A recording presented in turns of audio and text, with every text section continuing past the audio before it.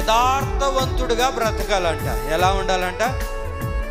అప్పుడప్పుడు కూడా మనకు అనిపిస్తూ ఉంటుంది, బ్రతికిన ఈ జీవిత కాలంలో వెనక్కి తిరిగి చూసుకుంటే ఎన్నో మోసపూరితమైన జీవితాన్ని జీవించాం, రకరకాల పరిస్థితుల్లో జీవించాం.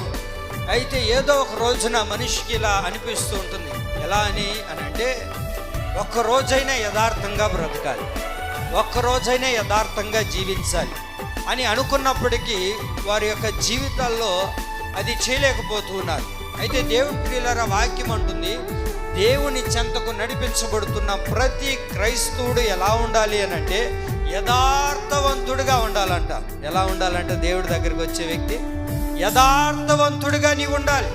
దేవుని చెంతకు ఏదో వస్తున్నాములే, వెళ్ళిపోతున్నానులే అన్నట్లుగా కాకుండా, దేవుని దగ్గరకు నడిపించబడుతున్న ప్రతి క్రైస్తవుడు, ప్రతి ఆత్మీయుడు కూడా దేవుని యొద్ద ఎలా ఉండాలి అని అంటే యథార్థపరుడై ఉండాలి.